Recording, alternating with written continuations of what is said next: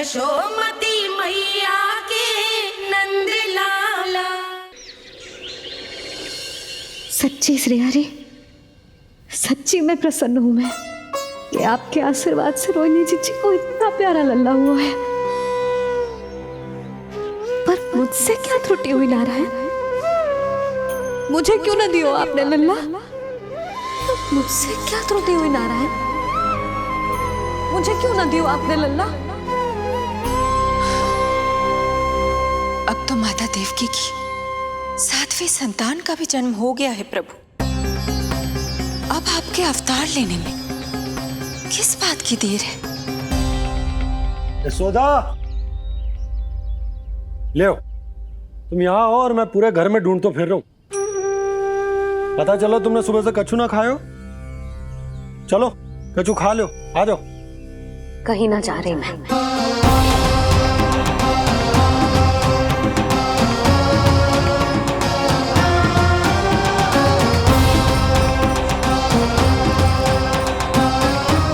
क्या हो वो?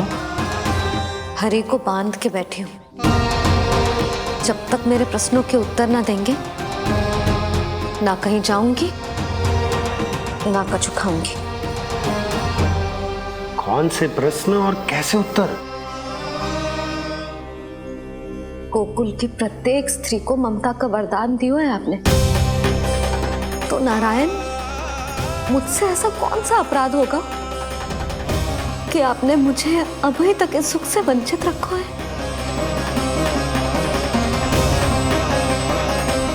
आज बोलना पड़ेगा प्रभु, बताना पड़ेगा कि आपने मुझे लल्ला क्यों न दी।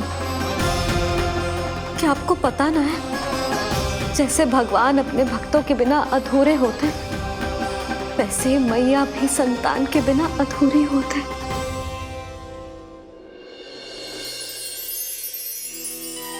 साचा सुमिरन सबसे हरि को, साचा है हरि नाम, जिनकी कृपा से बन जाती है सबके बिगड़े काम। साचा सुमिरन। प्रभु, मैया यशोदा उसी वेदना का अनुभव कर रही है जिसका अनुभव उन्होंने पिछले जन्म में माता धारा के रूप में किया था। आपका कथन सत्य है देवी। अब मैया यशोदा को उनके कष्ट से मुक्ति दिलाने का समय आ गया है।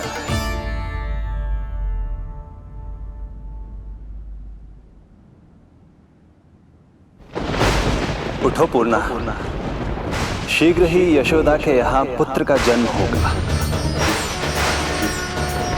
नक्षत्रों की गति से उत्पन्न संकेतों को देखो।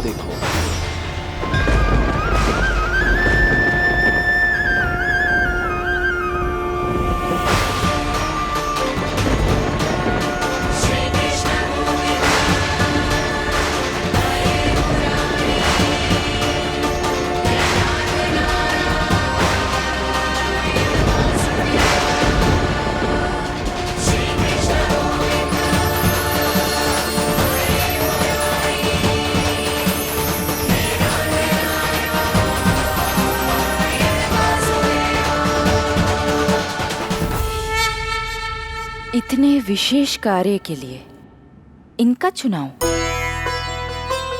ये देवी कौन है प्रभु? ये मेरे भविष्य में होने वाले गुरु महर्षि संदीपनी की माता हैं देवी। अपने ज्ञान के कारण गोकुल वासियों की श्रद्धेय हैं। यदि मेरे आगमन की सूचना मैया यशोदा को ये देंगी तो ही मैया विश्वास करेंगी।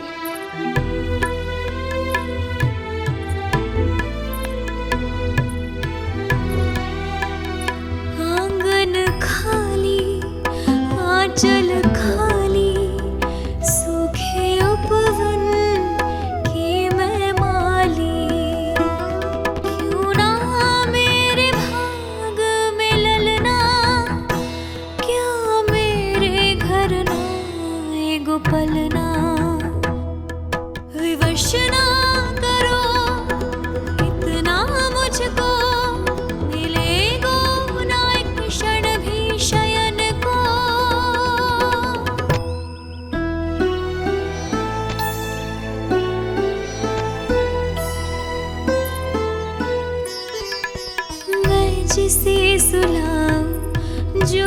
मुझे जगाए, प्रभु दे दो ना वरदान, साचा सुमीरन।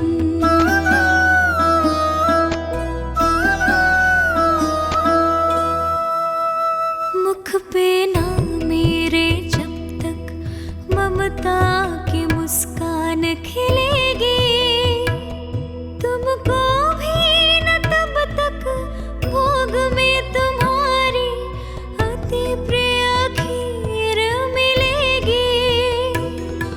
कसम प्रभु तुम्हें दे रही जसोदा, माखन भोग लगेगा तीखा, इस दुखियारी की विनती का रखोगे जो नामान, साचा सुमीरन सबसे हरि को, साचा है हरि नाम, जिनकी कृपा से बन जाते हैं सबके बिगड़े काम, साचा सुमीरन।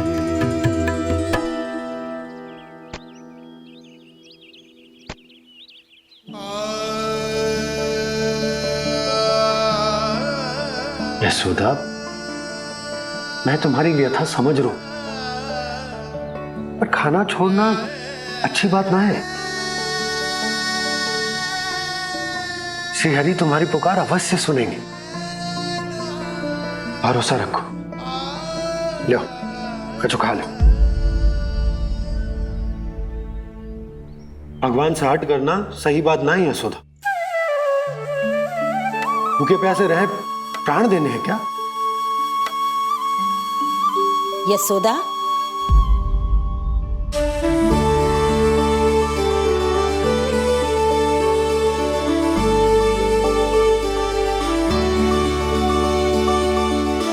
होने वाली मैया को अपने स्वास्थ्य का विशेष ध्यान रखना चाहिए।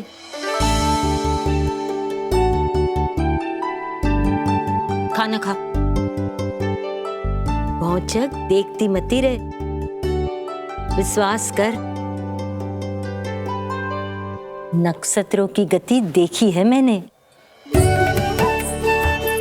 पूना मौसी, क्या सच्ची?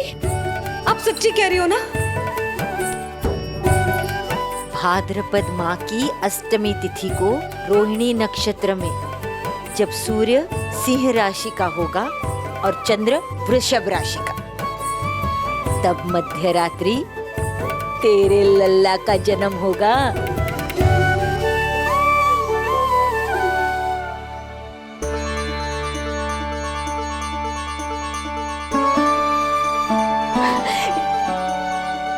इतने वर्षों में कभी किसी ऋषि मुनि, किसी ज्ञानी ने हमें ऐसी आशा ना दी। आज पहली बार हमें इतना स्पष्ट आश्वासन मिलो है। बहुत बहुत धन्यवाद आपका पूर्णा मौसी, बहुत बहुत धन्यवाद।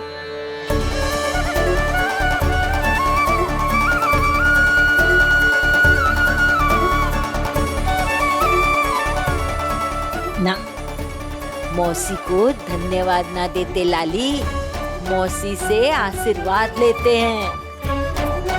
ला लड्डू ला।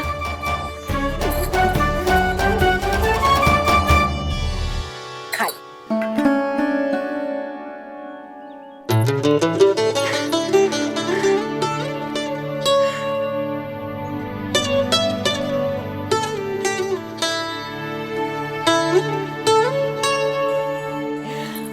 बस अब तुझे केवल उस क्षण की प्रतीक्षा करनी है।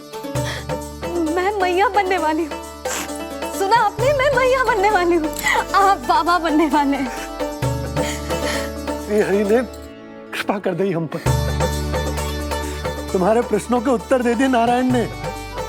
चलो अब शीघ्रता से भोजन कर लो। मैं जा रही हूँ रोहिणी जीजी को बताने। अरे पर भोजन, पूर्णा मौसी जो कह देती है वो हो के रहता है।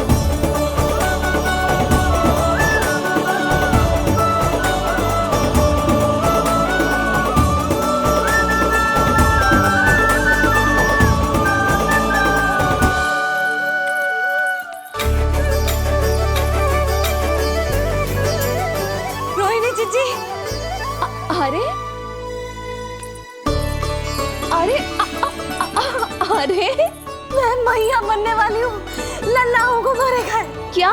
पूरी मौसी ने बताई। सच? अब अपने अंश का निर्माण करने का समय आ गया है।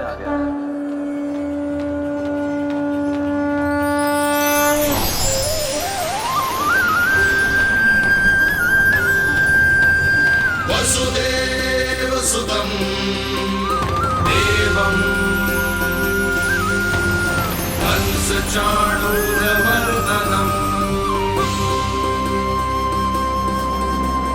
यशोदा परमानन्दम् कृष्णं वन्दे जगद्गुरुं कृष्णं वन्दे जगद्गुरुं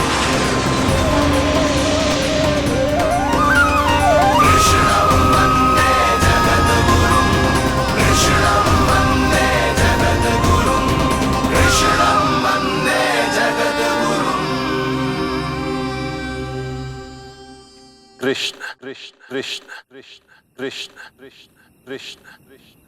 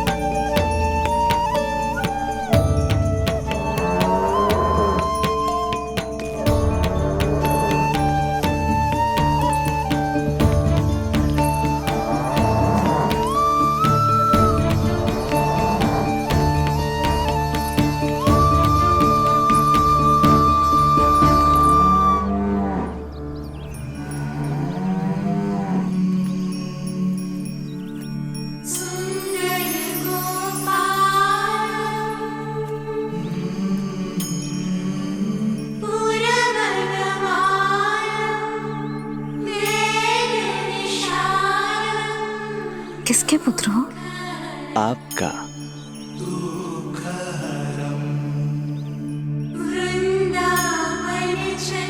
आपकी गोद में शीघ्र ही खेलने के लिए मैं आतुर हूं मैया। कछु विचित्र लग रहा है। कौन हो तुम? मैं हूं श्री विष्णु का अवतार।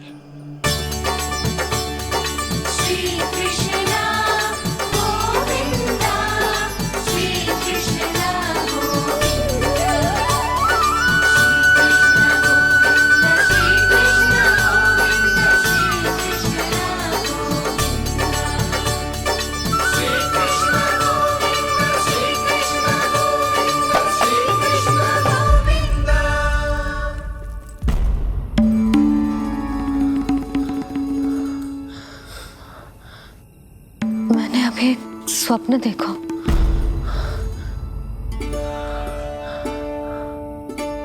क्या वो स्वप्न वन में था?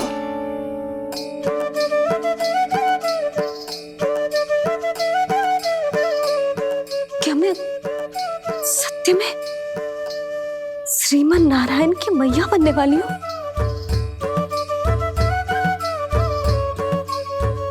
यशोदा ने स्वप्न में जो देखा था, सांसारिक माया के कारण वो उस पर विश्वास करने में असमर्थ थी।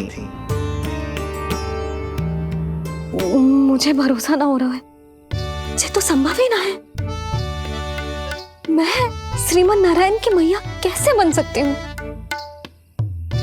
परंतु स्वप्न इतना सच्चा, इतना वास्तविक था यशोदा। ऐसा लगो जैसे स्वप्न ना है, सच की परछाई। आप मेरा उपहास कर रहे हो ना? अरे कल तक तो ये भी ना पता था कि मैं कभी मैया भी बन पाऊंगी कि ना। और आज आप कह रहे हो कि श्रीमन नारायण स्वयं मेरी कोख से जन्म लेंगे। ना ना, ऐसे उल्टे सीधे विचार मेरे मन में मत ही डालो आप। मैं तो साधारण सी स्त्री हूँ जो बस एक सामान्य सी मैया बनना चाहती है। मुझे तो बस एक सामान्य सा लल्ला चाहिए, छोटा नटखट प्यारा सा मेरा बाल गोपाल। मेरा लाडला होगा वो, मेरा राज दुलारा, मेरी आंखों का तारा।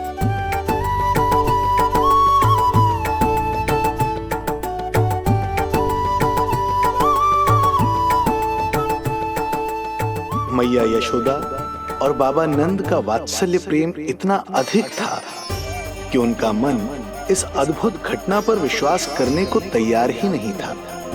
जिस स्वप्न को सत्य समझना था उसे मिथ्या मानकर भुला दिया उन्होंने, किंतु श्रीमन नारायण को आना ही था।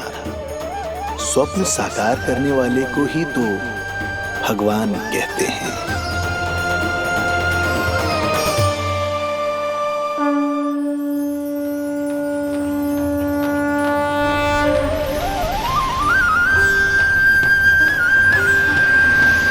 वसुदेव सुतं देवं कंसचाणूरमर्दनम् यशोदपरमानन्दम् कृष्णं वन्दे जगद्गुरुं कृष्णं वन्दे जगद्गुरुं वसुदेव सुतं देवं कंसचाणूरमर्दनम् यशोदपरमानन्दम् कृष्णं वन्दे जगद्गुरुं कृष्णं वन्दे जगद्गुरुं कृष्णं वन्दे जगद्गुरुं। माता देवकी आपको जन्म देने वाली है, इसलिए उनके गर्भ में आपके अंश का समा जाना सर्वथा उचित ही है। किंतु मैया यशोदा के हृदय में आपने अपने अंश का एक भाग स्थापित किया है। इसका अवश्य ही कोई ना कोई कारण होगा। मेरे अंश के ये दोनों भाग तन और आत्मा हैं देवी। माता देवकी मेरे तन को जन्म देंगी, किंतु मेरी आत्मा का जन्म मैया यशोदा के हृदय से होगा। जब मैया प्रथम बार मुझे अपने हाथों में थामेंगी, मेरे अवतार की आत्मा और तन एक दूसरे से जा मिलेंगे और तभी मेरा अवतार पूर्ण होगा। मैं और यशोमती मैया एक दूसरे के साथ हृदय से जुड़ेंगे। इसीलिए समस्त संसार में हम दोनों की जोड़ी एक माता पुत्र की अद्भुत जोड़ी के रूप में जानी जाएगी।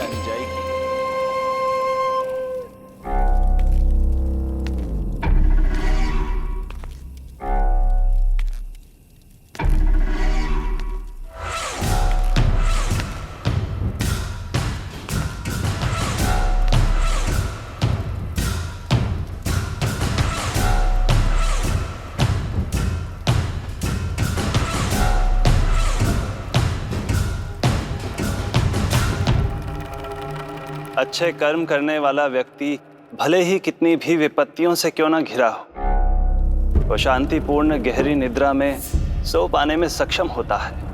किंतु यदि कोई व्यक्ति दुष्ट हो, क्रूर अत्याचारी हो या चोरी, हिंसा, हत्या जैसे जघन्य अपराध करता हो, तो फिर भले ही उसके पास कितनी भी संपत्ति और शक्ति क्यों ना हो, वो कभी शांतिपूर्ण निद्रा में नहीं सो पाता।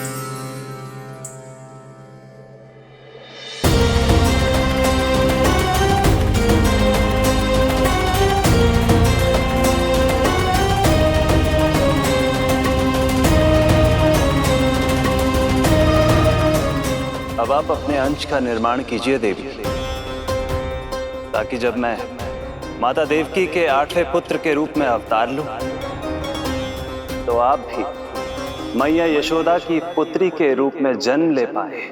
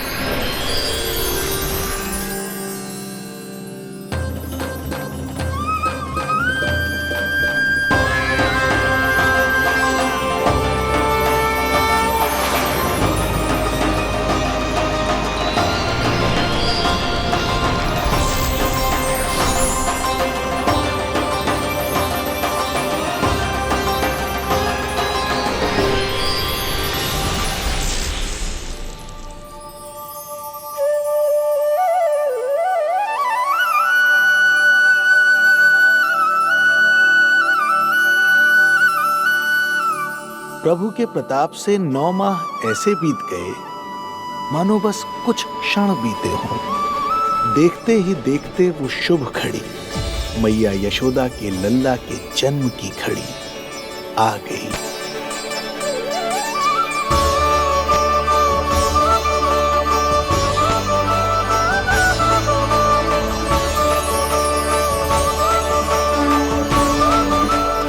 भाद्रपद माह की अष्टमी तिथि।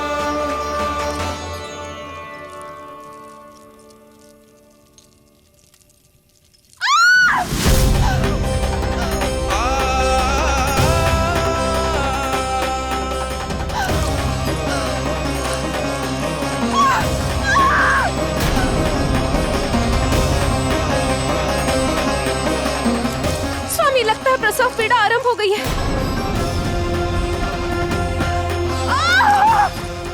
देवकी, संभालो अपने आप को, धीरज रखो। जी जी। यशोदा, दाई माँ।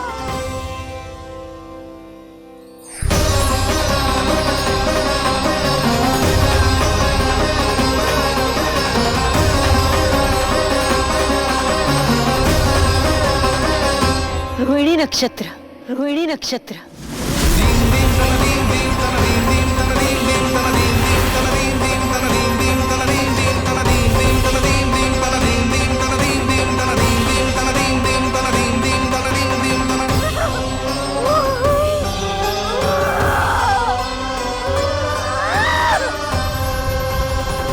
सूर्य सिंह राशि में और चंद्र वृषभ राशि में। यही तो है अधर्म के विनाश और धर्म की स्थापना का संकेत। देवकी, तुम चिंता मत करो, सब ठीक हो जाएगा। किंतु कैसे स्वामी? भैया की तलवार की धार विनाश की बिजली बनकर मेरे आंखों के सामने चमक रही है। देवकी, तुम विश्राम करो।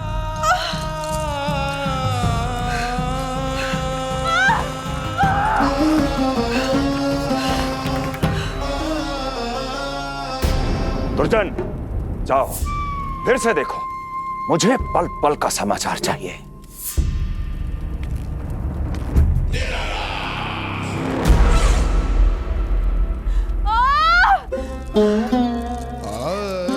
जैसे ही मेरा पुत्र मेरे सुरक्षित कोख छोड़कर इस संसार में आएगा,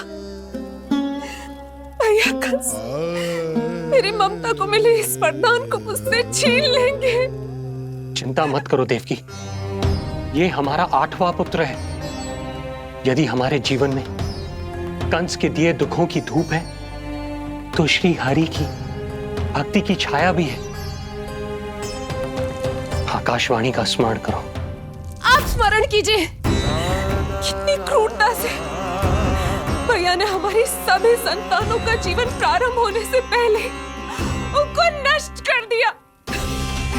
मुझे भय लग रहा है, कहीं मैं इसे भी ना खो दूं।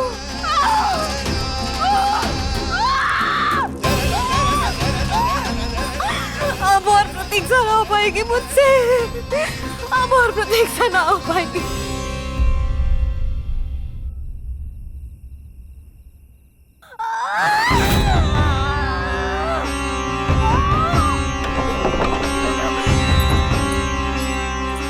हम यशोदा को खो देंगे नंद भैया, यदि संतान का जन्म शीघ्र ही नहीं हुआ तो। वो अत्यधिक पीड़ा में है। वैद्य जी ने जो प्रसव की घड़ी बताई थी वो भी कब की बीत चुकी है। भाभी, आप दाई माँ से कहियो कि मेरी पत्नी और संतान को बचाने की हर संभव चेष्टा करें। मैं यही प्रार्थना नारायण से करने मंदिर जा रहा हूं।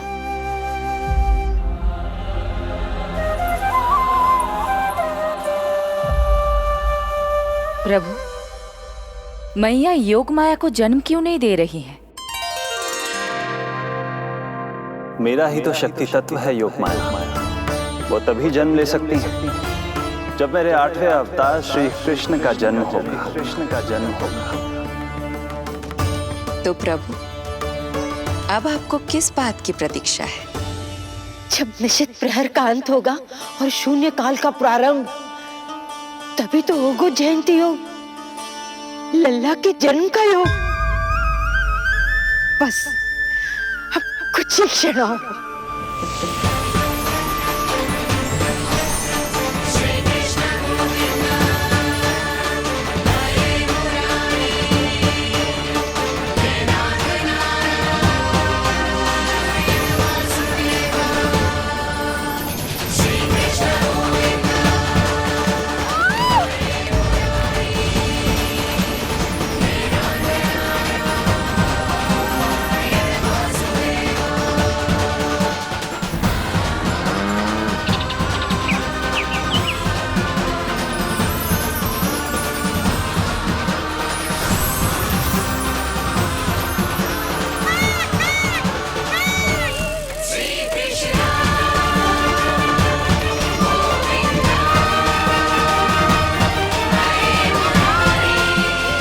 इस युग की सबसे शुभ घड़ी आ गई। प्रारंभ हो गया दिव्य शून्य काल।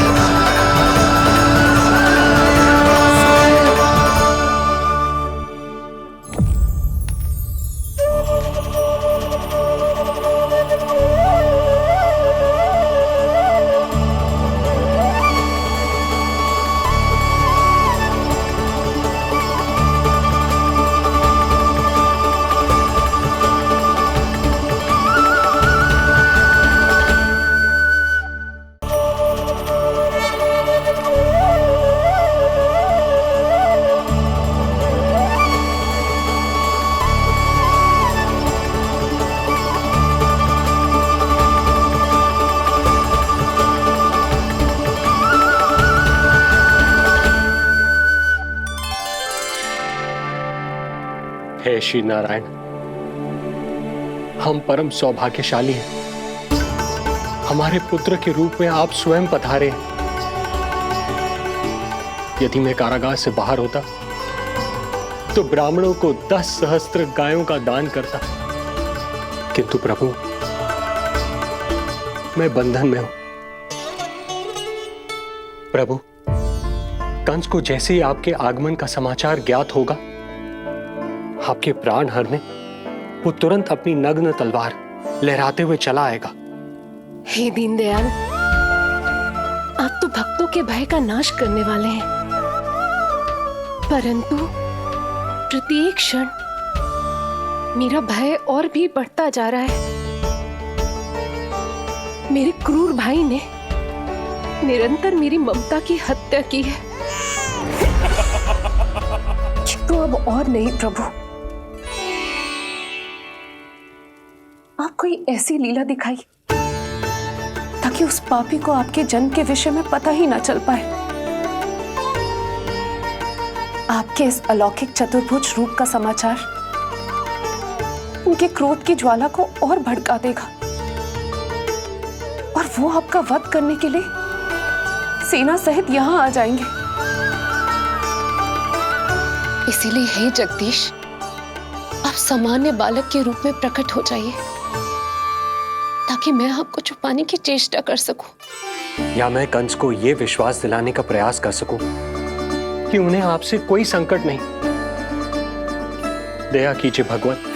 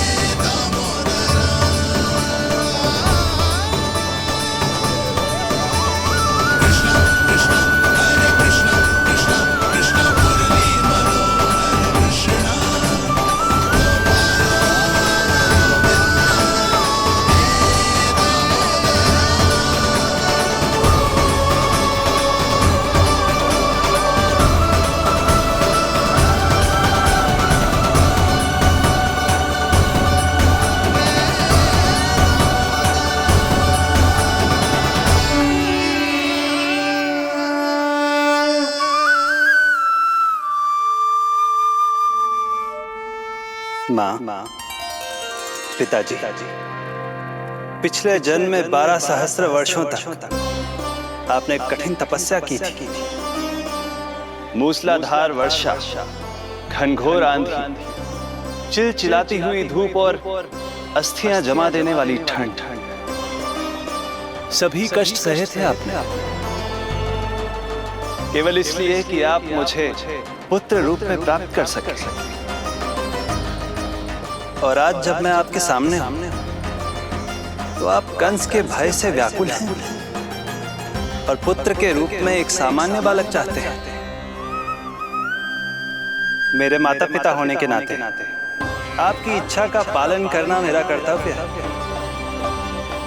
मैं एक सामान्य बालक का रूप धारण करूंगा। आपको मेरे लिए चिंतित होने की और कंस से भयभीत होने की आवश्यकता नहीं। मेरा जन्म पृथ्वी पर धर्म को पुनः स्थापित करने के लिए ही हुआ है, किंतु अभी समय कम है। यशोदा रानी की चेतना जा रही है, ये इनके प्राणों के लिए शुभ संकेत नहीं है। यशोदा, आंखें खुली रखो। यशोदा, यशोदा आंखें खुली रखो।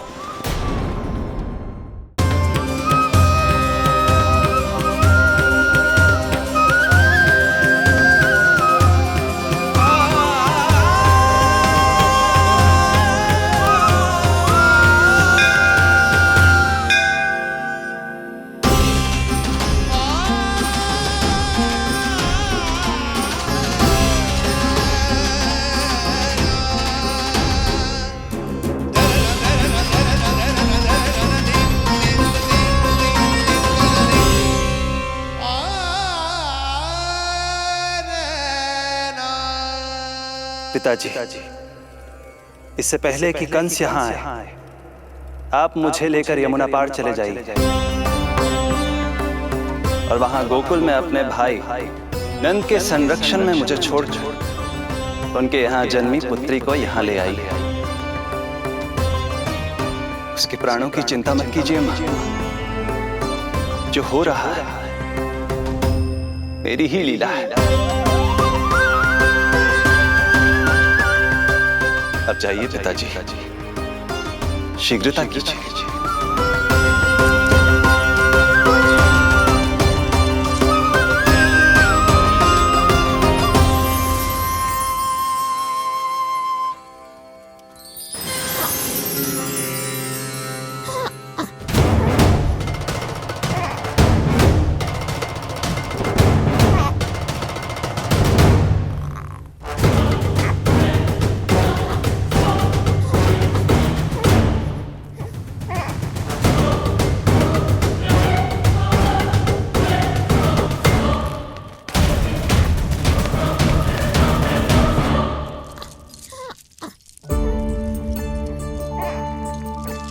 प्रभु, प्रभु क्या करना है ये तो आपने बता दिया, किंतु कैसे करना है ये नहीं बताया। पेड़ियों में जकड़ा हुआ हूं, कारागार से बाहर कैसे जाऊंगा? यशोदा, बस थोड़ी देर और धैर्य रखो। अब और प्रतीक्षा ना हो पाएगी मुझसे, अब और प्रतीक्षा ना हो पाएगी। अब और अधिक प्रतीक्षा आपको करनी भी नहीं पड़ेगी मैया, पड़ेगी मैया।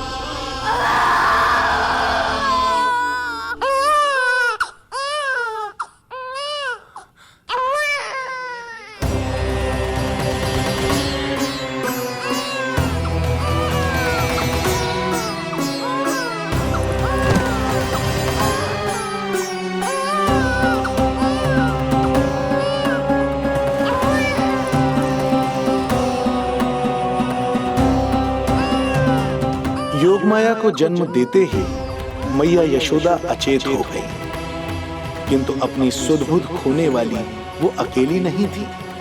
इससे पहले कि कोई नन्ही योगमाया को दृष्टि भर कर देख पाता, संपूर्ण गोकुल उनकी किलकारियों के प्रभाव से गहरी निद्रा में सो गया। योग माया को जन्म दे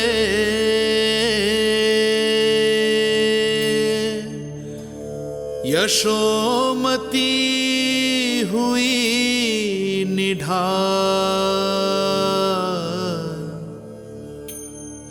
कोख जनी ना लख सकी, समय की ऐसी चाल,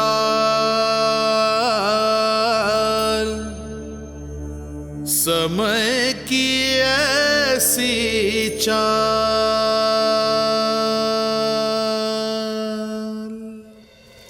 उधर मथुरा में वसुदेव अचरज में थे कि नन्हे प्रभु को बंदी गृह से बाहर कैसे निकाला जाए। अब केवल श्री विष्णु की माया ही इनकी सहायता कर सकती थी।